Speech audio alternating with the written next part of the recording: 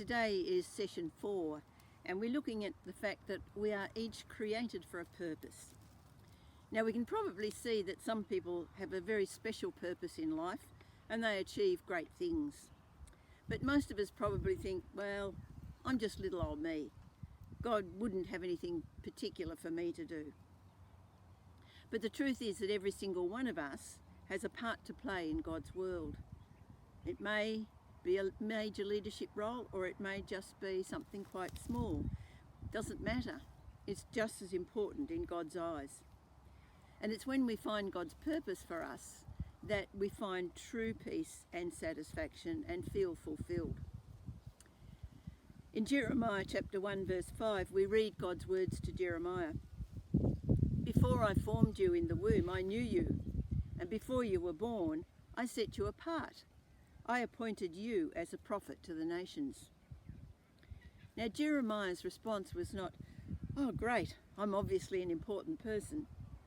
Rather, he was terrified. And he said, but I wouldn't know what to say, and I'm far too young. But of course, God's response was, I will give you the words to say. Another example of someone specially chosen for a task was Moses. God called him to confront Pharaoh and demand that the Hebrew people be freed from slavery. And Moses came up with every excuse he could think of as to why he couldn't possibly do it. But eventually he went, and the people were finally set free to go to the promised land. So okay, they're obviously specially chosen people. But what about me? Remember the reading from Psalm 139? All the days ordained for me were written in your book before one of them came to be. God has a plan for every life. Zechariah 12:1, it says, the Lord who stretches out the heavens, who lays the foundation of the earth, and forms the spirit in human beings. That is, the God who created the vast universe also puts the spirit within every person. He makes each of us a spiritual being so that we can have relationship with him, because he is a spiritual being. And when we have that relationship with him, then we work with him in his purpose for the world. Acts 17:26 says, God made all the nations of the earth, and he marked them out their appointed time in history and the boundaries of their lands. You see, things are not haphazard or accidental. God has everything in hand, including our lives.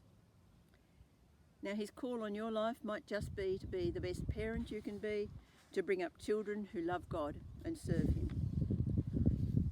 He may want you to be one of those people who shows his love for others simply by the way you care for them. But whatever your God-given role, it's of equal importance to him and to his plans for this world. Some of you might remember the story of Albert McKinley, and I'm not even sure that this is exactly the right name, and probably you've never heard of him. He was a young man in the USA back in, I think, the 50s, and he wanted to take a group of young men to hear an evangelist at a nearby town. And so he asked this group of young men, and one of them wasn't very keen. And so Albert knew he'd just got his license, and he said, if I let you drive the truck, will you come?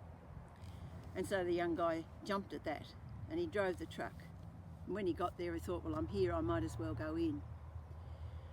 That young man ended up giving his life to God that night, and that young man's name was Billy Graham. So you've never heard of Albert McKinley, and what he probably did was very, well, just not newsworthy. But if he hadn't done it, so many millions of people around the world would never have heard the gospel. God has a purpose for every single life.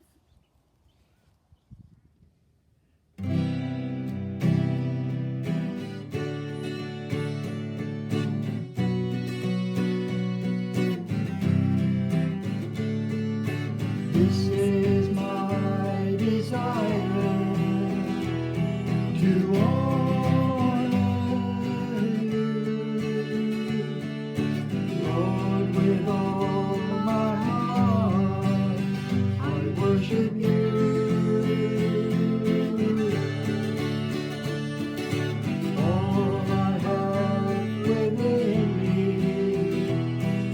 I give you praise.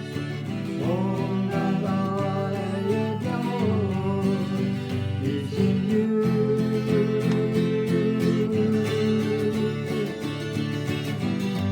Lord, I give you my heart, I give you my soul.